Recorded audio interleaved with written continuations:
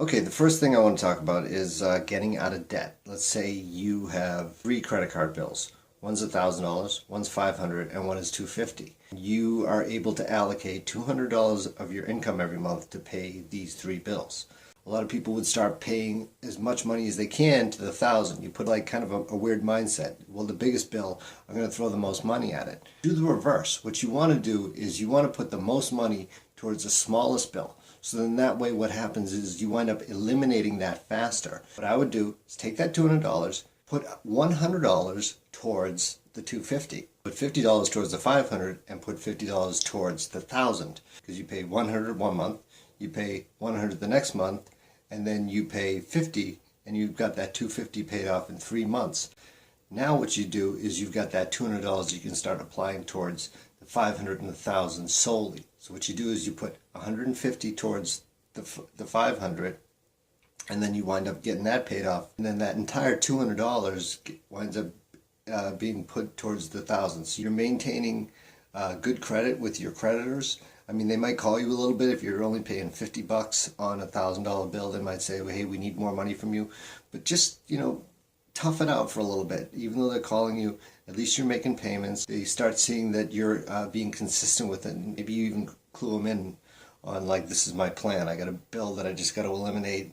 I got 2 bills that I got to eliminate. And it just makes your life easier. The less bills you have to deal with, the better, in my personal opinion. I like things nice and simple.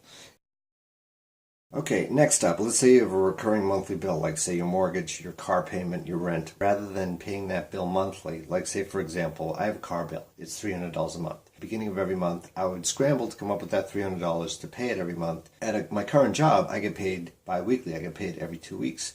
So what I started doing was I cut my car bill in half, so that's $150, and I started making payments every 2 weeks. $150 every 2 weeks.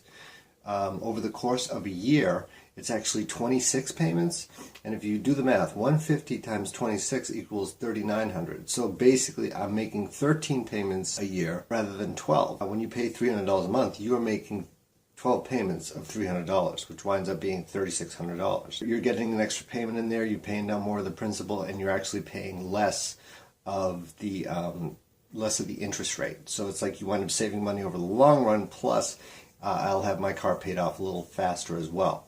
So now this works, of course, if you get paid every week. That's then you break that down to like 75, and then you make 52 payments. Again, that is $3,900. And you do this with anything. If you have a rent payment, say of like $500, what you do is rather than pay $500 a month, put like $250 into an account every 2 weeks, or put $125 into an account every week. And then at the end of the year, you've got a month's worth of rent saved up in that account, possibly maybe even earning interest or something like that. But it like gives you a free month basically. And then you don't really even notice it gone. And it's a hell of a lot easier than trying to scramble and come up with your rent money at the beginning of every month. Okay, so now my last tip is how to set up your finances ahead of time to make your whole financial management system a hell of a lot easier. You just got to be a little disciplined. It takes about a month to kind of get in the habit of it, but once you do, trust me, you're going to love it. What you do is you set up 6 different envelopes where you're going to put your payment. Maybe it's 6 different accounts. The envelopes is just, it's a metaphor. Well, the first envelope is the bills and expenses. You get paid, let's say you get paid, you get $1,000. You take 55% of that $1,000, which would be $550. You put that into your first envelope. You use that envelope to pay any bills or any expenses that you have. Your second envelope is your financial freedom account, or a financial freedom envelope.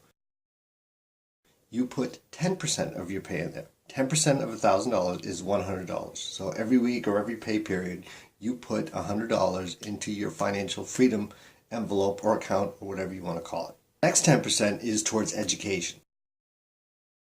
So you save up 10%, maybe you want to take a class in something, maybe you want to read books, whatever it is you want to do, maybe you want to take an online course, anything you want.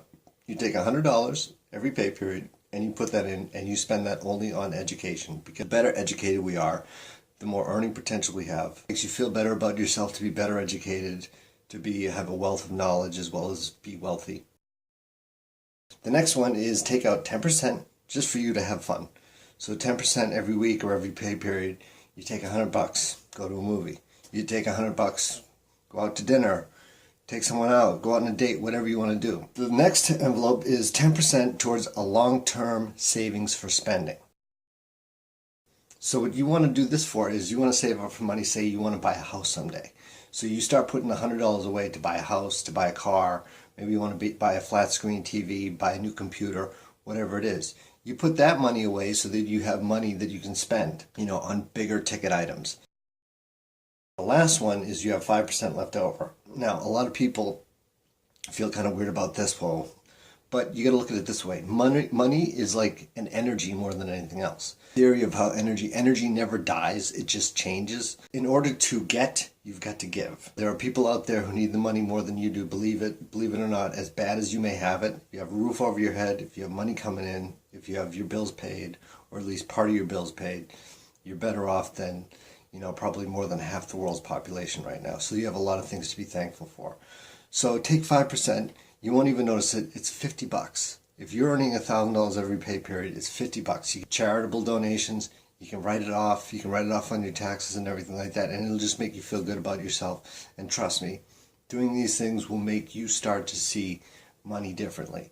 Thanks for tuning in as always, for watching my 3-step series. I hope you found it useful and informative. If you like this video, hit the like button. I could use all the likes I can get. Don't forget to subscribe to my channel. Remember, I release videos every Monday, Wednesday, and Friday.